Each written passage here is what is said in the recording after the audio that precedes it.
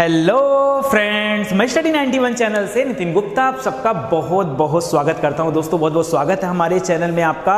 और आज दोस्तों हम लोग पढ़ने जा रहे हैं भौतिक विज्ञान के बारे में, यार फिजिक्स के बारे में। और फिजिक्स का लेक्चर तो हम लोगों ने स्टार्ट किया है, एक लेक्चर हो चुका है, दूसरा लेक्चर है। और उम्मीद करता हूँ आपको मजा आ रहा है कि नहीं पढ़ के, ये बताइए। मजा आ रहा है ना? आएगा यार मजा। मजा नहीं आएगा तो ला देंगे ना मजा, क्या करना है, ठीक है।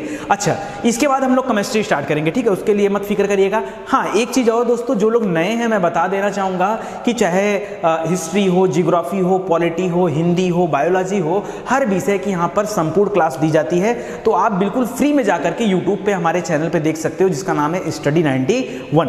और स्टार्ट करते हैं अपने टॉपिक को। दोस्तों भौतिक विज्ञान का जो पहला लेक्चर हम लोगों ने कंप्लीट किया, उसमें हम लोगों ने पढ़ा था भौतिक राशियों के बारे में और उनके मापन के बारे में। आज का जो लेक्चर है दोस्तों, मैं वहीं से आगे बढ़ाने वाला था, लेकिन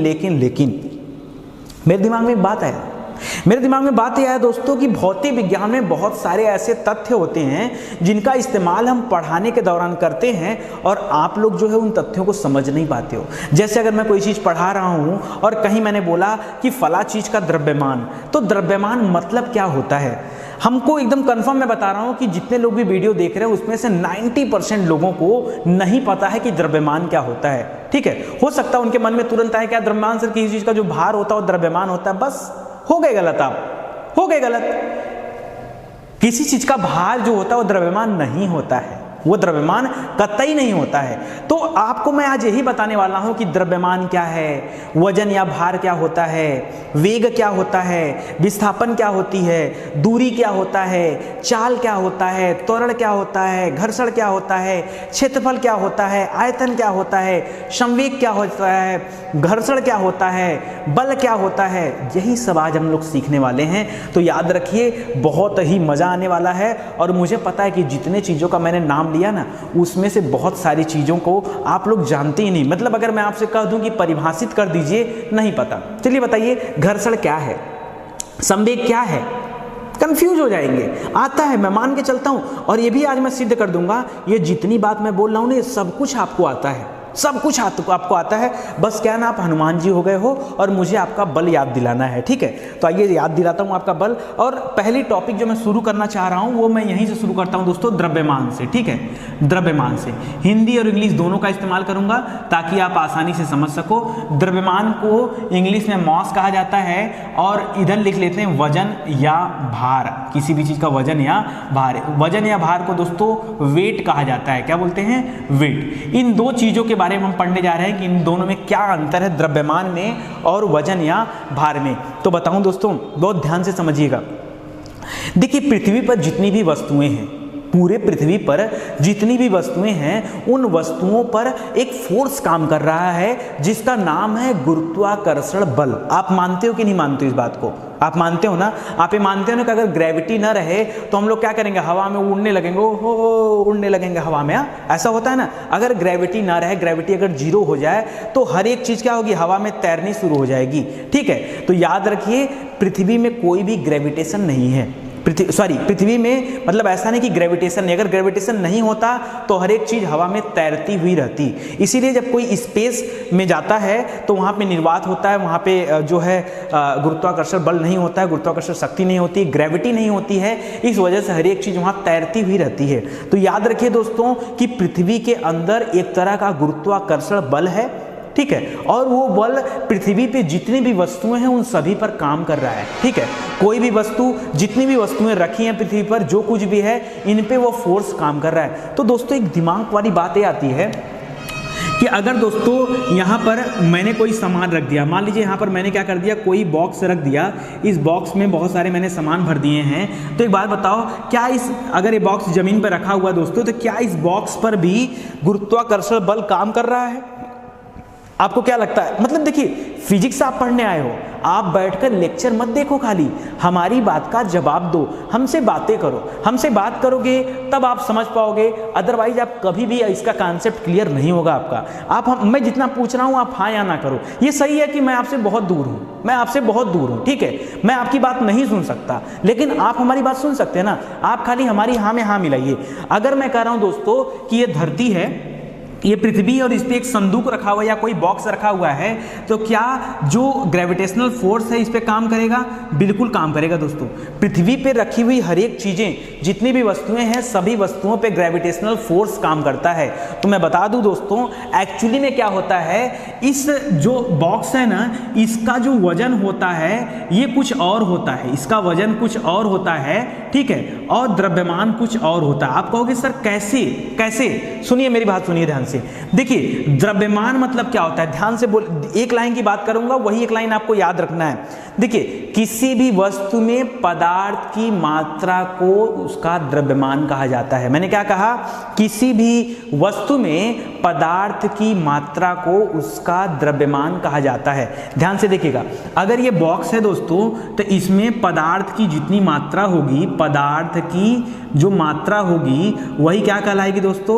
उसी को कहते हैं द्रव्यमान, उसी को कहते हैं उसका मास। क्या बोलते हैं? उसका मास कहते हैं। और जो पदार्थ की मात्रा होती है ये कभी भी बदल नहीं सकती, मतलब चाहे वो पृथ्वी पे रहे, चाहे वो आकाश में चली जाए, चाहे वो चंद्रमा पे चली जाए, उसका द्रव्यमान हर जगह स्थिर होता है। किसी भी सामान का जो द्रव्यमान होता है वो हमेशा स्थिर होता है। और द्रव्यमान होता क्या है? तो पदार्थ की जो मात्रा होती है वो द्रव्यमान कहलाती है।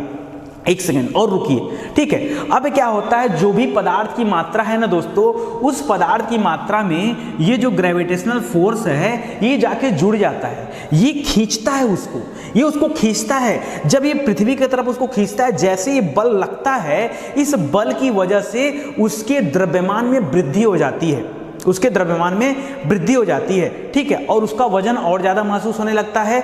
तब उस चीज़ को हम नाम देते हैं दोस्तों वजन का या भार का। तब उसको नाम क्या देते हैं हम? वजन का या भार का। और हम कहते हैं इस सामान का वेट जो है वो इतना है।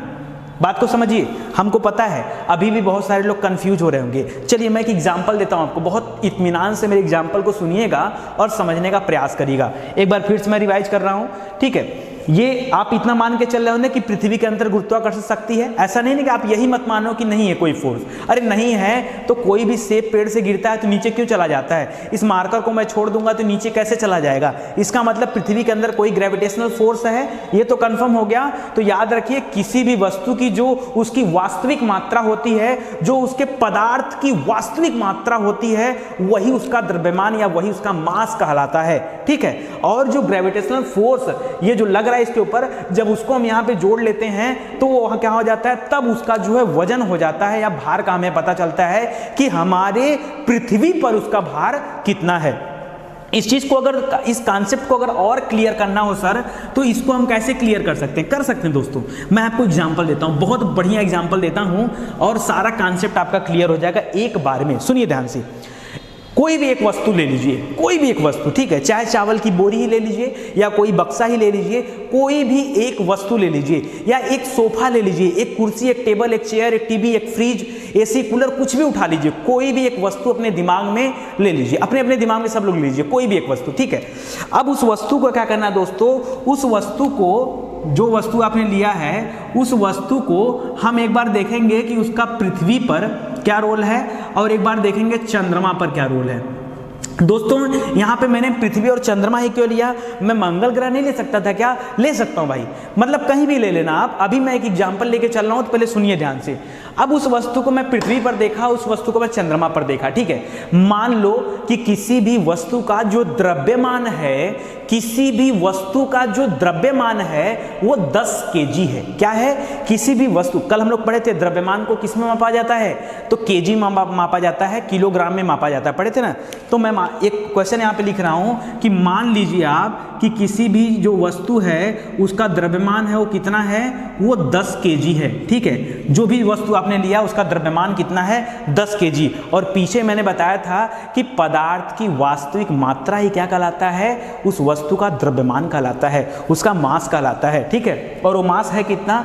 10 किलो। जब दोस्तों ये पृथ्वी पे था ना, जब ये 10 किलो पृथ्वी पे था, तो इस 10 किलो पर क्या लग रहा था? कि एक ग्रेविटेशनल फोर्स लग रहा था। तो एक फार्मूला यहां पर निकल के आता है कि W बराबर mg। क्या निकल के आता है?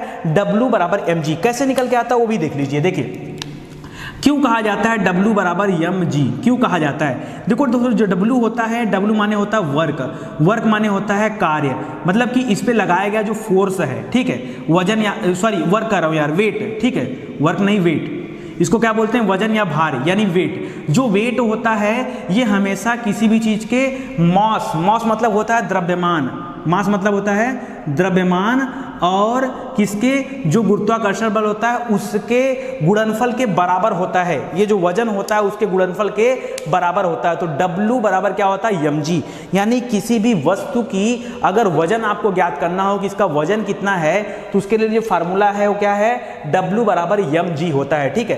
तो अगर W बराबर mg पे हम लोग चले तो हमको m तो पता है कि मास हमारा क्या है, मास हमारा क्या है, मास हमारा जो है वो 10 है, यानी 10 किलो है, और जो g होता है वो हमेशा 9.8 होता है। क्या होता है, आपको पता होगा g का मान कितना होता है, 9.8 होता है। तो अभी के लिए आप याद रखो, आगे गुरुत्वाकर्षण के बारे में बहुत सारी बात करेंगे, अभी खाली सुनते जाओ हमारी बात। तो जब इसका गुणा कर दोगे तो कितना हो जाएगा, 98 हो जाएगा। और 98 क्या हो जाएगा दोस्तों, तो कार्य को हमेशा न्यूटन में लिखा जाता है। क्या, किस में लिखा जाता है, न्यूटन में। जो किसी चीज का उस तरह का जो वजन आप निकालते हो उसको हमेशा किस में लिखते हो, न्यूटन में लिखते हो, ठीक है। तो याद रखना ये क्या हो जाएगा, 98 न्यूटन हो जाएगा, ठीक है। कोई दिक्कत आपको समझ में आ रहा है? यानी किसी भी वस्तु का जो भार होगा वो कितना आ जाएगा, यहाँ पर पूरा देखेंगे तो 98 न्यूटन। अगर इसी वस्तु को हम लेके चले गए चंद्रमा पे, कहाँ पे चले गए, चंद्रमा पे, तो मैं बता दूं दोस्तों, चंद्रमा पे जो गुरुत्वाकर्षण शक्ति है वो पृथ्वी के गुरुत्वाकर्षण का 1/6 लगता है। 1/6 मतलब कोई भी चीज जो रहेगी, कोई भी सामान अगर आप चंद्रमा पे लेके जाओगे तो वहां पर जाके क्या हो जाएगा, 1/6 हो जाएगा। तो दोस्तों अगर यहाँ पर 98 है और इसको हम चंद्रमा पे लेके चले गए तो इसका 1/6 कितना हो जाएगा, 98 का 1/6, और ये आ जाएगा दोस्तों 16.33 न्यूटन, ठीक है। क्या हो जाएगा, 16.33 न्यूटन। तो इसको याद रखिएगा, अभी आप मात्रक नहीं भी लिखोगे तो भी चलेगा, 98 याद रखो, बहुत ज़्यादा कॉन्सेप्ट में फंसने की जरूरत नहीं है, ठीक है। आपको केवल मैं इतना समझाने की कोशिश कर रहा हूं। देखिए आप फिजिक्स पढ़ रहे हो, हिस्ट्री नहीं कि सब कुछ कहानी मिलेगी, आपको थोड़ा सा दिमाग से सोचना पड़ेगा। और मैं कहाँ बहुत बड़ी बात बता रहा हूँ, मैं तो खाली आपसे इतना कह रहा हूँ कि पदार्थ की जो वास्तविक मात्रा होती है वो द्रव्यमान कही जाती है, ठीक है। और जो वेट होता है वो क्या होता है, जब उसके साथ आके जुड़ जाता है क्या, कि पृथ्वी के द्वारा जो फोर्स लगाया जा रहा है ये भी आके उसमें ऐड हो जाता है, तब उसको बोलते हैं उसका वजन। तो डायरेक्टली नहीं जोड़ लोगे, उसको निकालने का एक मेथड होता है W बराबर mg, यानी W यानी क्या हो जाता है, हमारा वेट बराबर किसके, द्रव्यमान गुणे जो हमारा फोर्स काम कर रहा है उसका। जब हम दोनों का गुणा कर लेते हैं तो क्या आ जाता है, उस चीज का जो है भार पता चल जाता है। तो 10 गुणे 9.8 बराबर कितना हो जाएगा, 98। अगर मान लो किसी भी चीज का द्रव्यमान यहाँ पर 10 ना होकर के 20 रहता, 20 kg रहता, तो क्या होता है यहाँ पर, तब यहाँ 20 से गुणा हो जाता, 20 गुणे 9.8, ठीक है। तो यहाँ पर क्या आ जाता, 8 दूना 16, 86 लगा, 9 दूना 18, 19, एक अंक बाद 196, ठीक है। तो कितना जाता, 196। तो जो भी आता है याद रखें यहाँ पर। तो ये सिंपली आप ऐसे करते जाते, समझ में आ रहा है। और अगर यही चीज आप चंद्रमा पे लेके जाते तो इसी का 1/6 कर लेते। तो मैं आपको बहुत बड़ा कॉन्सेप्ट कोई नहीं बताया हूँ, सिंपल सी चीजें बताया हूँ। अगर आ गया हो समझ में तो बहुत बेहतर है, आगे बढ़ते हैं। और नहीं समझ में आया हो तो वीडियो को फिर से रोक करके और फिर से बैक करिए और फिर से इस लेक्चर को सुनिए, तब आपको समझ में आएगा। तो कभी भी आप जो है द्रव्यमान और वजन में कभी एक साथ उसको समझेंगे कि द्रव्यमान ही वजन होता, नहीं, ये मत सोचिएगा, ठीक है। देखिए किसी भी चीज का जो द्रव्यमान होता है वो हमेशा फिक्स होता है, कहीं भी रहेगा उसका द्रव्यमान वही रहेगा, वेट अलग अलग हो जाता है, भार उसका जो होता है वो अलग अलग हो जाएगा। अरे कोई सामान है, आप उसको जमीन पे लेके जाओ उसका भार जो है बहुत ज्यादा होता है, और उसी चीज को आप पानी में लेके जाओ उसका भार आपको कम लगने लगता है। क्यों? क्योंकि वहां पर जो ग्रेविटेशनल फोर्स है वो थोड़ा सा कम काम करता है, इस वजह से उसका भार हमको कम लगने लगता है। अरे क्या होता है, अभी एक पानी की जहाज या एक नौका जो है मैं जमीन पे रख दूं, हिम्मत है खिसका लोगे? कितने लोग हैं जो खिसका लेंगे बताओ?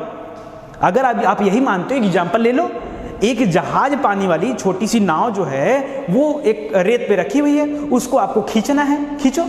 और वही नाव पानी में है और उसको आपको खींचना हो, बताओ किसको आप आसानी से खींच लोगे? अरे यही तो मैं बताने की कोशिश कर रहा हूं मेरे भाई, यही तो द्रव्यमान और वेट में अंतर है। यही छोटा सा अंतर, यही आपको समझना है। समझ में आ गया? चलिए आगे बढ़ते हैं दोस्तों। अगला कॉन्सेप्ट मैं आपको बताने जा रहा हूँ दूरी और विस्थापन के बारे में। दूरी और विस्थापन ये दो अलग अलग चीज़ें हैं, लोग इसको हमेशा एक मान लेते हैं, दूरी और विस्थापन। ध्यान समझिएगा क्या होता है। दूरी मतलब होता है दोस्तों डिस्टेंस, दूरी को इंग्लिश में क्या लेते हैं? डिस्टेंस बोलते हैं, जबकि विस्थापन को इंग्लिश में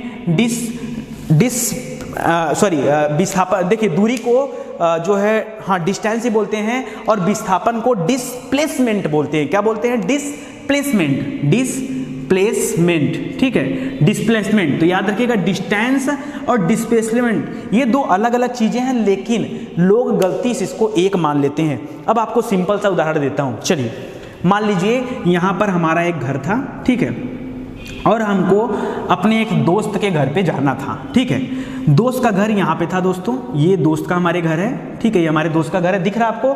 हमको अपने दोस्त के घर जाना था, लेकिन जो रास्ता था दोस्तों वो ऐसे ऐसे रास्ता था, ठीक है, ऐसे रास्ता था। अब क्या करेंगे? रास्ता तो रास्ता है, नहीं इधर से जाने लायक था, ऐसे ही रास्ता था, ठीक है। तो हमने क्या किया, हम इस रास्ते से चलते चलते चलते चलते चलते चलते इस ए वाले जगह से कहाँ पे पहुँच गए? इस बी वाले जगह पे पहुँच गए। तो मैं आपको ये बताना चाह रहा हूँ दोस्तों कि एक व्यक्ति के द्वारा चली गई कुल दूरी को, यानी चले गए कुल दूरी को, उसी को डिस्टेंस माना जाता है। जितना वो चलता है, जितना चलता है उसी को दूरी कहा जाता है।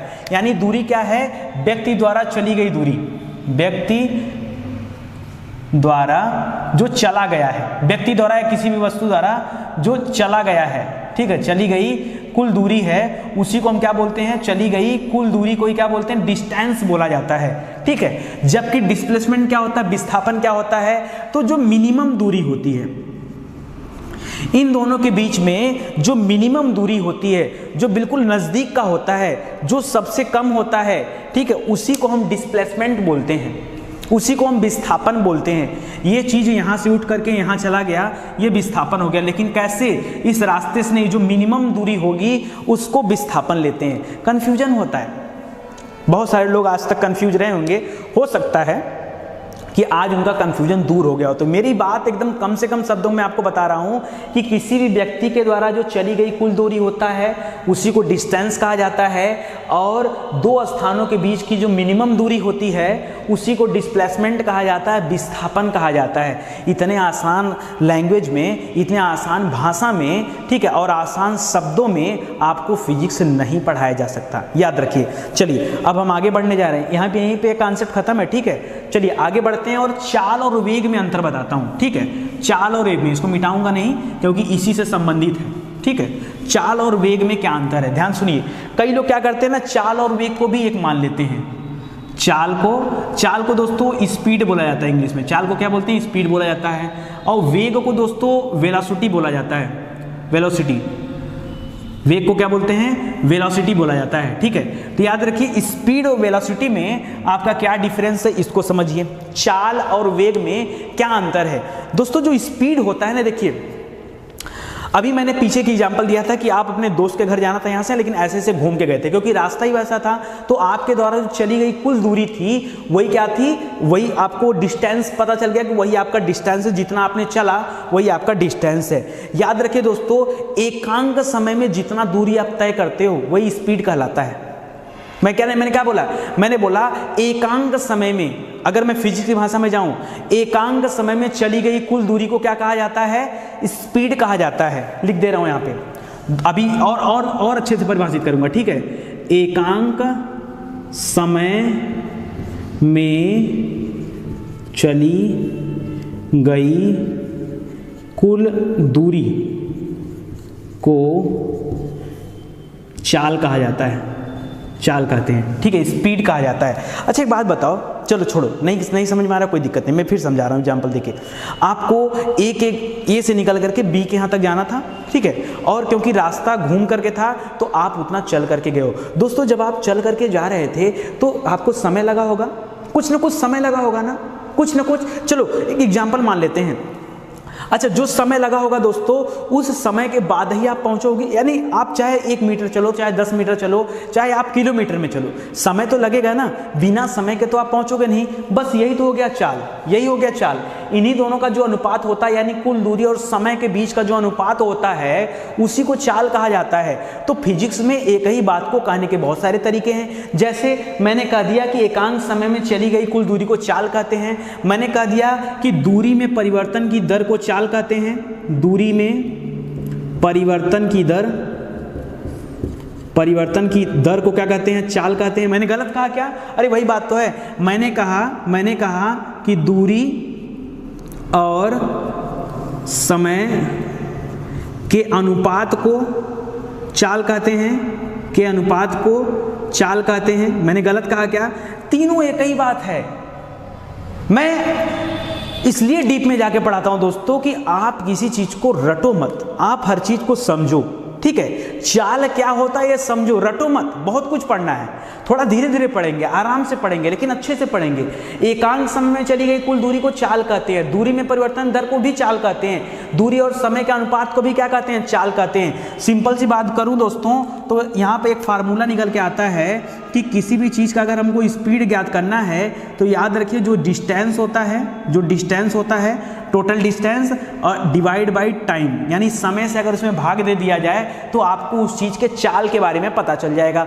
जैसे अगर मैं आपसे कहूं कि आप अपने दोस्त के घर गए और आपको अपने दोस्त के घर जाने में कुल 70 मीटर चलना पड़ा। कितना चलना पड़ा? 70 मीटर चलना पड़ा। कोई दिक्कत आपको? 70 मीटर, ये लास्ट में आ रहे हैं, ऐसे लिख दे रहा हूँ, भूल जाएंगे, ठीक है। 70 मीटर चलना पड़ा और 70 मीटर चलने में जो आपको समय लगा वो लगा लगभग 100 सेकंड का समय लगा। देखिए क्या होता है ना कि मैं मीटर और सेकंड ही क्यों लेके चल रहा हूँ दोस्तों, लेके चलना पड़ेगा, मजबूरी है। क्यों मजबूरी है भाई?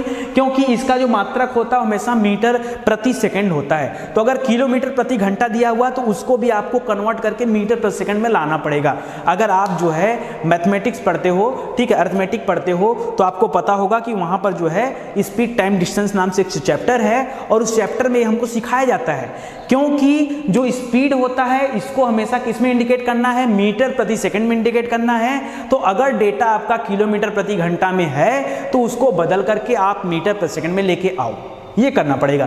तो मैं तो आपको समझा रहा हूं कि मैं पहले ही मीटर प्रति सेकंड का डेटा लेके चल रहा हूं। तो 70 मीटर चलने में जो आपको समय लगा वो कितना लगा दोस्तों? 100 सेकंड का समय लगा। 0 से 0 को काट दिया और 10 से 7 में भाग दे दिया जब, ठीक है, तो यहां पे क्या आ जाएगा? 0.7 मीटर प्रति सेकंड, ठीक है, यानी 0.7 मीटर प्रति सेकंड। ये जो आया है निकल के, यही आपकी स्पीड है, यही चाल है। इसी चाल से आप चल रहे हो, इसी चाल से 1 सेकंड में आप कितना जा रहे हो? 0.7 मीटर चल रहे हो। 1 सेकंड में आप कितना चल रहे हो? 0.7 मीटर। फिर अगले सेकंड में 0.7 ऐसे चलते जा रहे हो तो आपने 100 सेकंड में 70 मीटर कवर कर लिए। यही क्या है? आपका चाल कहलाता है। पढ़े हो आप लोग, ठीक है। अब बात आती है कि सर ये बताइए हमको कि वेलोसिटी क्या होता है, वेग क्या होता है? वेग क्या होता है दोस्तों? क्या और एग्जांपल मैं यहाँ ले लेता हूँ। ये सब मान लो कि यहाँ पे वो बना लेता हूँ, ठीक है। ये मान लो यहाँ से आपको जाना था और यहाँ पे जाना था, ठीक है। तो 40 मीटर आप पहले ऐसे चले, फिर 30 मीटर आप ऐसे चले, तो कुल मिलाकर आप कितना चल गए? 70 मीटर चल गए, 70 मीटर चल गए। और ये आ गया हमारा यहाँ पर डेटा, ठीक है। 70 मीटर चलने में आपको लगा कितना समय? 100 सेकंड का समय लगा। चलिए अब हम पहुँचते हैं दोस्तों वेलोसिटी की तरफ। मतलब वेग क्या होता है? चाल और वेग में कितना बड़ा अंतर है सुनिएगा। देखिए वेग के बारे में एक लाइन ये बात बोलूं तो वेग क्या होता है? Rate of change of displacement. English में यहां पे लिख दूं दोस्तों, थोड़ा भौकाल बन जाएगा कि सर इंग्लिश में भी पढ़ाते हैं लिख दूं, चलिए। अच्छा इसको मैं बोल क्या सकता हूं दोस्तों? Rate of change of distance. क्या बोल सकते हैं इसको?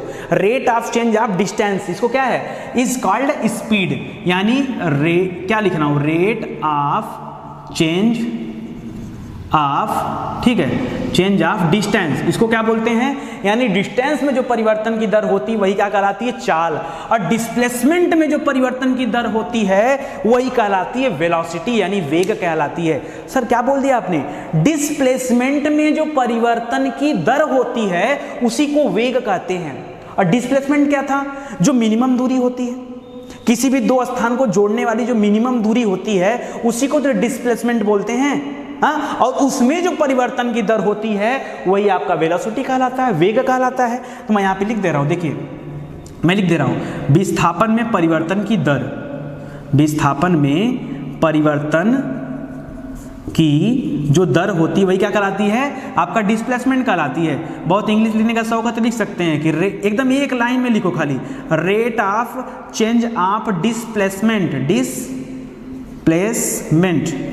ठीक है। तो याद रखिए विस्थापन में परिवर्तन की दर को वेग कहा जाता है। अब आप कहोगे सर एक एग्जांपल दे देते तो मजा आ जाता, मतलब समझ में आ जाता, क्यों नया एग्जांपल क्यों नहीं चले, इसी एग्जांपल में चलते हैं।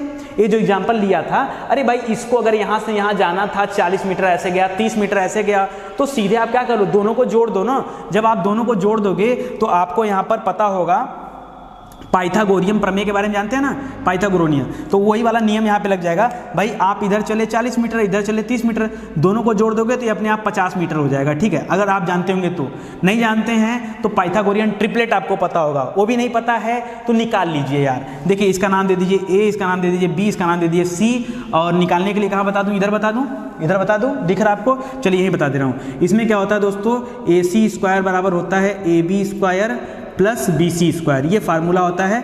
आप जैसे रखोगे वो निकल के आ जाएगा, ए बी है 40 का वर्ग कर लो, प्लस आप जो है 30 का वर्ग कर लो, दोनों को जोड़ दोगे तो आपको 50 का वर्ग मिल जाएगा, ठीक है। तो ये ऐसे करके निकलता है, तो सिंपली आप वर्ग हट जाएगा तो 50 उत्तर आ जाएगा आपका यहाँ पर।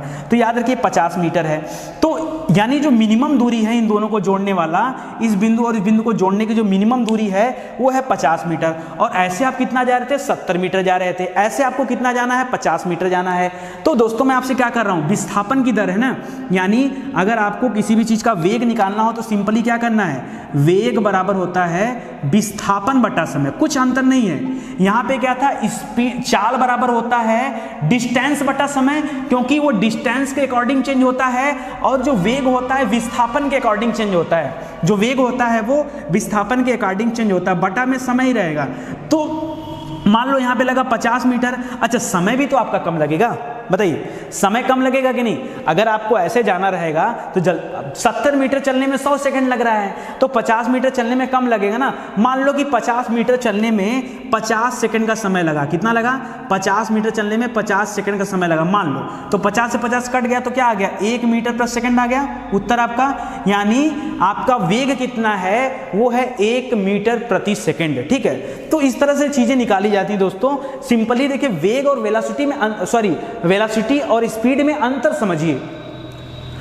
आगे जब हम फिजिक्स से और टर्म में आगे बढ़ेंगे तो आपको नई नई चीज़ें देखने के लिए मिलेंगी। उस समय मैं आपको जब याद दिलाऊंगा तो आपको याद आना चाहिए, हाँ सर ने बताया था द्रव्यमान क्या होता है, पदार्थ की मात्रा होता है, ठीक है, W बराबर mg होता है, भार क्या होता है, सर ने बताया था दूरी क्या होता है, विस्थापन जो मिनिमम दूरी होती है उसको लेते हैं, जो पूरी दूरी चली गई होती है वो डिस्टेंस कहलाती है, दूरी में परिवर्तन की दर स्पीड कहलाती है, चाल कहलाती है, विस्थापन में परिवर्तन की दर वेलोसिटी कहलाती है। ये आपको सोचना पड़ेगा, ये आपको जो है याद रखना पड़ेगा। कोई दिक्कत, आगे बढ़े, अब कोई दिक्कत, आगे बढ़े। चलिए इसको मिटाते हैं और आगे अब हम पहुंचते हैं दोस्तों त्वरण के ऊपर। बहुत आज अच्छी अच्छी बातें करेंगे, ठीक है, और उम्मीद करता हूं देखिए समझ में आ रहा है। वैसे सही बताऊं तो आधे लोग तो यही सोच के परेशान रहते हैं कि सर आप किस विषय के टीचर हैं तो मैं यार किसी विषय का टीचर नहीं हूँ, बस मेरा जुनून है, मेरा सिर्फ यही जुनून है कि मैं सभी बच्चों के लिए उचित शिक्षा का प्रबंध कर सकूं, सब लोग पढ़ सकें, हमारा देश आगे बढ़ सके। इसके अलावा मेरा कोई उद्देश्य नहीं है। ना ही मैं टीचर हूं, ठीक है, ना ही मैं विद्यार्थी हूं, ठीक है। बस मेरे अंदर एक जुनून आ गया है कि मुझे अकेले सबको शिक्षित करना है, अकेले सबको शिक्षित करना है। जितने लोगों को मैं अधिकतम कर सकता हूँ और जितना कर सकता हूँ, चाहे उसके लिए आपको लगता है, हकीकत बताऊं मेरे जीवन में मुझे फिजिक्स बायोलॉजी कभी नहीं आती थी, लेकिन सिर्फ आपके लिए मैं मेहनत करता हूं। मैं फिजिक्स को कम से कम पिछले कई दिनों से पढ़ रहा हूं, बट इस चैप्टर को पढ़ाने के लिए कम से कम 7-8 घंटे मेहनत किया। देखिए बड़ी बातें नहीं होती है कि आपको कैसे पढ़ाया जाए, सबसे बड़ी बातें होती है कि किसी भी चीज़ को आपके सामने प्रेजेंट कैसे किया जाए कि आप उस चीज़ को एकदम हूबहू याद कर लो, हूबहू समझ लो। तो जब तक मेरे अंदर की कंठा मर नहीं जाती ना, मतलब सीखने की इच्छा खत्म नहीं हो जाती कि हाँ यार ये एकदम अंतिम है, तब तक मैं उसको ढूंढता रहता हूँ। जब मैं संतुष्ट हो जाता हूँ तब मैं आपको पढ़ाने आता हूँ, और जब मैं पढ़ाने आता हूँ फिर उसके बाद तो आपके पास भी कोई क्वेश्चन नहीं रहता है कि सर ये बता दीजिए क्या होता है, मुझे नहीं आ रहा है, फिर आपको भी सब आने लगता है। चलिए अब हम लोग पहुंचते हैं त्वरण के ऊपर कि सर त्वरण क्या होता है। सुना है सबने, सब लोगों ने त्वरण का नाम सुना है। त्वरण को इंग्लिश में बोलते हैं दोस्तों एक्सीलरेशन। क्या बोलते हैं? एक्सीलरेशन। ठीक है, स्पेलिंग लिख लीजिए ACCELERATION। ठीक है, एक्सीलरेशन बोलते हैं त्वरण। अब बात आती है सर त्वरण क्या होता है।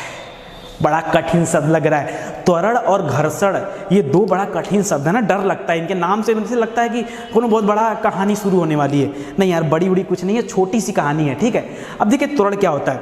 देखिए हम सभी जानते हैं, सबको पता है कि कोई भी वस्तु है, उस वस्तु का जो वेग होता है, मैं वेग की बात कर रहा हूं, मैं चाल की बात नहीं कर रहा हूं, मैं वेलोसिटी की बात कर रहा हूं, मैं उसी वेलोसिटी की बात कर रहा हूं जो मिनिमम विस्थापन की दूरी को तय करता है, उसकी बात कर रहा हूं, मैं वेग की बात कर रहा हूं। ध्यान से सुनिएगा, अपने दिमाग में वेग वेग वेग रखेगा। त्वरण में वह लगा हुआ, वह से क्या होता है? वेग। वह से क्या होता है? वेग। ये बात याद रखिएगा कि हम चाल के ऊपर नहीं बात कर रहे हैं, क्योंकि त्वरण में त के बाद वह लगा हुआ, वह माने वेग। तो खाली याद करने के लिए बता रहा हूं। तो त्वरण में आपको याद रखना है कि वेग के ऊपर बात कर रहा हूं। देखिए हम सभी जानते हैं कि किसी भी वस्तु का जो वेग होता है वो स्थिर नहीं रहता है। अगर इस प्रकार से हम देखा जाए तो सीधे सीधे ये कह दें कि वस्तुओं के वेग में परिवर्तन होता रहता है। वेग मतलब समझ रहे हैं? देखिए वेग मतलब क्या? वेलोसिटी, स्पीड की बात नहीं कर रहा हूं, मैं कह रहा हूं वस्तुओं के वेग में परिवर्तन होता रहता है। आप ही कहोगे हाँ सर, कभी वेग तेज हो गया, कम हो गया, ज़्यादा हो गया, होता रहता है, वेग में परिवर्तन होता रहेगा। अच्छा दोस्तों, एक और क्वेश्चन मैं आपसे करूं, आखिरी क्वेश्चन, आप उत्तर निकाल दोगे इसके बाद। अच्छा एक बात बताइए कि अगर वस्तु के वेग में किसी एक समय के साथ जो परिवर्तन होता है, बस अगर मैं कह दूं कि वही क्या है, वही आपका त्वरण कहलाता है, तो आपको कैसा लगेगा? सर क्या बताया आपने? मैंने कहा दोस्तों कि वस्तु के वेग में जो परिवर्तन की दर होती है वो क्या कहलाती है? त्वरण। सर ये तो आपने जोड़ दिया। अरे जोड़ क्या दिया? इधर देखो, मैं कहानी बताता हूँ दोस्तों। मैंने सबसे पहले बताया विस्थापन मैंने क्या बताया? एक लाइन की बात इसमें याद रखो कि जो मिनिमम डिस्टेंस होता है दोस्तों, उसी को आप क्या बोलते हो? विस्थापन बोलते हो। फिर हमने पढ़ा कि आपने पढ़ा सर वेग क्या होता है। ठीक है, वेग मतलब वेलोसिटी क्या होता है। तो सर आपने बताया कि जो विस्थापन की दर होती है एकांक समय में, वही क्या कहलाता है? वही वेग कहलाता है। यानी आपका मैटर निकल के क्या आ गया कि विस्थापन बटा समय आ गया। और फिर मैं कह रहा हूं कि जो वेग परिवर्तन की दर होती है उसको हम त्वरण कहते हैं। वेग परिवर्तन की दर मतलब अगर मैं वेग बटा समय कर दूं दोस्तों, तो ये क्या निकल के आ गया? त्वरण आ गया। ये क्या आ गया?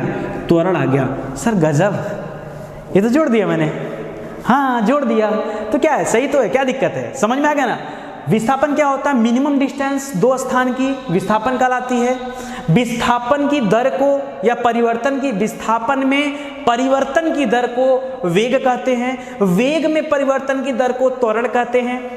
अब कैसे कहो, आप भूल जाएंगे तो देखिए त्वरण के साथ वह जो लगा हुआ है वह माने वेग। वेग में परिवर्तन की दर को त्वरण कहते हैं, यानी rate of change of velocity, that is called acceleration. थोड़ी बहुत इंग्लिश आने लगी यार। ठीक है, चलिए कोई दिक्कत नहीं, समझ में आ गया।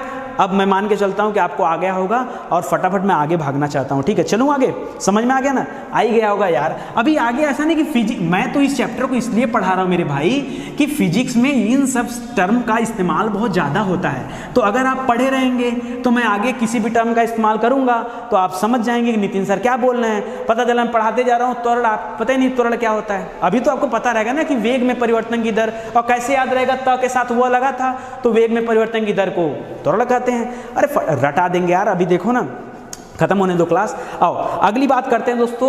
अब मैं बताने जा रहा हूं क्षेत्रफल। क्षेत्रफल क्या होता है? क्षेत्रफल को इंग्लिश में दोस्तों एरिया बोलते हैं। ठीक है, क्षेत्रफल और आयतन, इन दोनों में बात करने जा रहा हूं। ठीक है, आयतन को दोस्तों वॉल्यूम बोला जाता है। क्या बोलते हैं?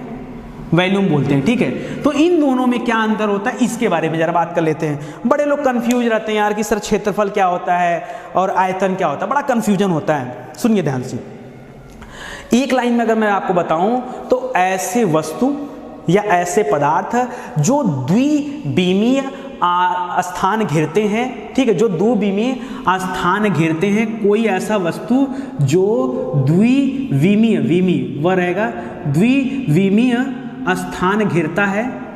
स्थान घेरता है उसे क्या कहते हैं? उसे कहते हैं क्षेत्रफल।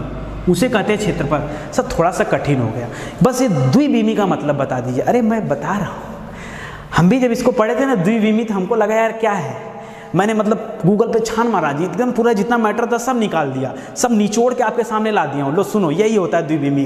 देखो जैसे अगर मैंने दोस्तों बना दिया, यहाँ पे त्रिभुज बना दिया, हमने यहाँ पर वर्ग बना दिया, हमने यहाँ पर आयत बना दिया, हमने यहाँ पर चतुर्भुज वगैरह बना दिया, ठीक है, कुछ इस तरह की आकृति बना दिया, ठीक है। या आप पहुंच गए अपने खेत में, जहाँ पे आपका खेत था, ठीक है, उस खेत को ही आपने ले लिया। खेत, मैं घर की बात नहीं कर रहा हूँ, मैं खेत की बात कर रहा हूँ, मैं समतल भूमि की बात कर रहा हूँ, मैं जो है कोई, ठीक समझ में आ रहा है, मैं इसकी बात कर रहा हूँ जैसे ये, ठीक है, खेत का या कोई क्रिकेट की पिच का या किसी मैदान का, मैं इस तरह की चीज़ों की बात कर रहा हूँ। तो ये सब जो आकृति हैं ये प्लेन सरफेस पे होती हैं और इसी को बोला जाता है द्विविमीय। इसी को क्या बोला जाता है? द्विविमीय। क्योंकि ये जो कुछ भी होती हैं लंबाई चौड़ाई में होंगी, इसके अलावा इसमें कुछ नहीं होता है। लंबाई चौड़ाई, लंबाई चौड़ाई, लंबाई चौड़ाई, कुछ नहीं, इसके अलावा कुछ होता ही नहीं। लंबाई चौड़ाई, जो कुछ होता है सब लंबाई चौड़ाई में। तो याद रखिए इसमें बीम कितने होते हैं? इसमें द्विविमी। अभी देखिए, अभी अगर मैं ज़्यादा डिटेल में चला जाऊँगा द्विविमी के और लगूंगा इतिहास बताने, तो आप लोग उलझ जाएंगे। समय के साथ साथ अपने दिमाग को विकसित करेंगे ना, समय के साथ साथ। अभी जितना समझाया जा रहा है उतनी चीज़ें समझते जाइए। ऐसा नहीं कि त्वरण में केवल एक ही लाइन का विषय था कि वेग में परिवर्तन की दर को त्वरण कहते हैं, त्वरण खत्म। अरे नहीं, अभी बहुत कुछ पढ़ना बाकी है। मैं तो एक परिभाषा आपको दे रहा हूं कि आपके अंदर थोड़ी सी सीखने की ललक आ जाए और जो आपको नहीं आता उसके बारे में थोड़ा बहुत आपको पता चल जाए। तो याद रखिए इसी को बोला जाता है द्विविमी। अब कहोगे सर आयतन किसको कहते हैं? तो बस यहाँ पे लिख दीजिए त्रिविमीय। क्या होता है? जो त्रिविमीय स्थान घेरता है, त्रिविमीय स्थान घेरता है, उसको आयतन कहते हैं। जैसे मैं घन की बात कर लूँ, जैसे मैं घनाभ की बात कर लूँ, जैसे आप जिस कमरे में बैठे हैं उस कमरे की बात कर लीजिए, कमरे की बात कर लीजिए, या हम जिस कमरे में बैठे उस कमरे की बात कर लीजिए, ठीक है, ये कमरा। अच्छा सर यहाँ तो लंबाई भी होती है, चौड़ाई भी होती है और ऊंचाई भी होती है। लंबाई, चौड़ाई और ऊंचाई कमरे में क्या होता है? तीनों होगा ना। अब किसी का कमरा लंबा हो सकता है, आयताकार, किसी का वर्गाकार, कैसे भी हो सकता है। तो याद रखिए यहाँ पे लंबाई, चौड़ाई और ऊंचाई तीनों होती है। तो इसी को तो बोलते हैं त्रिविमी। इसी को क्या बोलते हैं? त्रिविमी। ऐसे बनता है ना एक ऐसे बनती है उंगली, ठीक है, आपको दिख नहीं रहा होगा उसमें, हमारी तरफ से सही दिख रहा है। तो त्रिविमी आधार बनता है, ठीक है, या तो ऐसे करके बना लेते हैं, ये सही होता है, ठीक है, ऐसे करके होता है, ठीक है, त्रिविमीय आकृति। तो याद रखिए ये त्रिविमीय आकृति है, ये जो है द्विविमीय आकृति है। द्विविमीय आकृति को क्षेत्रफल माना जाता है और त्रिविमीय आकृति को आयतन माना जाता है। अगर सर आपसे पूछ दिया जाए एग्जाम में कि बताओ एक त्रिभुज का आयतन क्या होगा, तो आप कहना 0 होगा, 0। द्विविमीय आकृतियों की कभी आयतन ही नहीं निकाला जा सकता। समझ में आ रहा है? तो इसका आयतन नहीं होगा, इसका आयतन नहीं होगा। कभी चतुर्भुज का, त्रिभुज का, आयत का, वर्ग का, किसी समतल क्षेत्र का या खेत का या मैदान का, वहाँ का कभी भी आयतन नहीं निकल सकता। आयतन के लिए ऊंचाई का होना जरूरी है। बिना ऊंचाई के आयतन की गणना नहीं की जा सकती। समझ में आ रहा है आपको? बिना ऊंचाई के आयतन की गणना नहीं की जा सकती, ठीक है, तो याद रखिएगा। और आयतन यहाँ पर है, तो इसमें जो है आप आयतन की गणना करोगे। अभी समझ में आ गया? थोड़ा सा समझ में आ गया? चलिए, समझ में आ गया हो तो स्थान एक लाइन की बात अच्छा और मैं कर लेता हूँ। यानी कोई भी वस्तु जो स्थान घेरता है उसको आयतन कहा जाता है। ये भी कहा गया। एक और परिभाषा इसमें प्रचलित है कि कोई भी वस्तु जो स्थान घेरता है, ये माचिस की डिब्बी है, ये कुछ ना कुछ स्थान घेरा हुआ है, इसका भी कुछ ना कुछ आयतन है। ये मार्कर के इंक का जो है बॉक्स है, ये भी कुछ स्थान घेरा हुआ है, इसका भी क्या है? आयतन होगा। समझ में आ रहा है? यानी जितनी भी चीज़ें, क्या इस इंक का आयतन नहीं होगा? इसका भी आयतन होगा। तो जो कुछ भी स्थान घेरता है, क्या इस मार्कर का आयतन नहीं होगा? होगा। क्या हमारा आयतन? सबका आयतन होगा। आयतन तो होगा ही होगा, ठीक है, तो याद रखिए। चलिए, अगर आयतन समझ में आ गया हो तो अब हम लोग चलते हैं, आगे बढ़ते हैं और घनत्व मैं आपको बता दूं घनत्व क्या होता है, ठीक है, समझ में आ गया इतना ना? चलिए आगे बढ़ते हैं। आयतन के बाद घनत्व। अच्छा दोस्तों, अगर मैं इसकी बीमा पूछूं तो कल ही मैं आपको क्षेत्रफल का बीमा बताया था कि मीटर स्क्वायर होता है, ठीक है, इसी तरह उसका जो मीटर क्यूब होता है आयतन का, ये सब बताया था ना, ये भी याद रखिएगा। चलिए आगे देखते हैं। तो यहाँ पर लेके चलते हैं दोस्तों घनत्व। घनत्व क्या होता है जरा बताइए तो? घनत्व माने होता है इंग्लिश में डेंसिटी। क्या होता है? डेंसिटी। आप बता दीजिए जरा, डेंसिटी क्या होता है? डेंसिटी क्या होता है? तो थोड़ा सा कठिन बोलूँगा, लेकिन आप बहुत आराम से समझ जाओगे। सुनो ध्यान से। किसी पदार्थ के इकाई आयतन में, किसी पदार्थ के इकाई आयतन में निहित द्रव्यमान को उसका घनत्व कहा जाता है। सर क्या बोला, फिर से बोलिए, लिख दीजिए। चलो लिख दे रहा हूं, ठीक है, ध्यान से सुनना। किसी पदार्थ के इकाई आयतन, इकाई आयतन यहाँ पे शब्द याद रखिएगा, इकाई आयतन, ठीक है, इकाई आयतन में निहित द्रव्यमान, निहित द्रव्यमान, सद्रव्यमान, अरे मॉस, हाँ, यानी पदार्थ की वास्तविक मात्रा, हाँ वही, निहित द्रव्यमान को घनत्व कहा जाता है। को क्या कहते हैं, घनत्व कहा जाता है। समझ में आ गया आपको? नहीं समझ में आएगा तो सुनो ध्यान से। दोस्तों देखो, ये मायने नहीं रखता है, ये मायने नहीं रखता है कि अगर आयतन बराबर हो तो घनत्व भी बराबर हो। सुनो, अगर मैं आपसे कहूं कि ये एक लकड़ी का गुटका है, लकड़ी का गुटका मतलब लकड़ी का एक टुकड़ा है, ये टुकड़ा किसका है, लकड़ी का, और ठीक इतनी ही साइज में, ठीक इतनी ही साइज में एक और टुकड़ा है जो लोहे का है। आप बताओ दोनों में से भारी कौन होगा? मैं सिंपल सी चीज़ पूछ रहा हूँ, मैं पूछ रहा हूँ कि इन दोनों में से भारी कौन होगा। यदि एक लकड़ी का टुकड़ा है और एक लोहे का टुकड़ा है, तो आप कहोगे सर लोहे का टुकड़ा वाला जो है भारी होगा और लकड़ी का टुकड़ा सर हल्का होगा। लेकिन बाबू एक बात बताओ, दोनों का आयतन तो बराबर है, दोनों का आयतन बराबर है। तो अगर आयतन बराबर होगा तो क्या आयतन के बराबर होने से यह भी मान लेना चाहिए कि दोनों का जो भार होगा वो भी बराबर होगा? नहीं। दोनों का जो भार होगा वो भी बराबर होगा, या दोनों का जो द्रव्यमान होगा वो भी बराबर होगा? नहीं। अर्थात यहां से एक और शब्द निकल के आ रहा है, ध्यान सुनिएगा। अर्थात बराबर आयतन के विभिन्न पदार्थों का भार भी अलग अलग हो सकता है, उनका द्रव्यमान भी अलग अलग हो सकता है, बिल्कुल हो सकता है। अगर ऐसा नहीं होता तो दो एक समान चीजों का भार एक बराबर नहीं हो जाता, है कि नहीं? ऐसा नहीं होता है। एक लकड़ी का है, एक कागज का टुकड़ा बना दो, अब इतना बड़ा अगर मैं लकड़ी का गुटका ले लूं और इतना बड़ा एक कागज का खुक्का है, ठीक है, तो बताओ भारी कौन होगा? लकड़ी का गुटका भारी हो जाएगा इसकी अपेक्षाकृत। मतलब कि अगर आपको कंपेयर करोगे तो बिना कंपेयर का बता नहीं सकते कि किसका घनत्व तो कितना है। कंपेयर करोगे तभी ना बताओगे किसका घनत्व ज्यादा है किसका कम है, ठीक है। चलिए आगे बढ़िए। अब मैं थोड़ा सा और आपको टेक्निकल चीजें बता रहा हूं, ध्यान से सुनिएगा मेरी बात को सुनने में थोड़ा सा अटपटा जरूर लगेगा आपको, हो सकता ना याद हो, लेकिन सुनिए, अभी मैं याद करा रहा हूं। देखिए, हमने अभी आपसे कहा कि अगर किसी भी वस्तु का आयतन बराबर हो तो जरूरी नहीं है कि उसका भार भी बराबर हो। इसका मतलब क्या हुआ? अर्थात इन दोनों वस्तुओं में जो भिन्नता है ये उन पदार्थों के अणु या उसके अंदर जो परमाणु, अरे भाई अणु परमाणु से मिलकर ही किसी पदार्थ का निर्माण होता है, इतना पता है ना आपको? नहीं पता है तो याद रखिए, सबसे छोटा कण कौन सा माना जाता है? परमाणु। उसके बाद क्या होता है? ढेर सारे परमाणु मिला के अणु, और अणु को बना के पदार्थ बनता है। तो वही कह रहा है कि वो जो पदार्थ की भिन्नता है किस कारण हो सकती है? कह रहा जो उसके अंदर अणु या परमाणु है, ठीक है, उसका भार तथा उस पदार्थ में उस पदार्थ विशेष की जो सन्निकटता है कि वो जो परमाणु या अणु है वो कितने पास पास हैं, वो कितने पास पास है, ये डिपेंड करता है उसको भार बनाने में, उसका वजन बढ़ाने में। अगर मैं आपसे कहूँ लकड़ी के गुटके की, तो लकड़ी के गुटके के अंदर पाए जाने वाले जो अणु परमाणु होते हैं उनके अंदर थोड़ा सा गैपिंग होता है और उनका वजन भी अलग होता है। और लोहे की बात करूँगा तो वहाँ एकदम क्या होता है, उसके अणु परमाणु एकदम चिपके हुए होते हैं, इसलिए उसका वजन हमें ज़्यादा दिखता है, ठीक है। यानी कुल मिला जुलाकर जो भार होता है ये उसके अणुओं परमाणुओं की जो है दशाओं पर निर्भर करता है, ठीक है।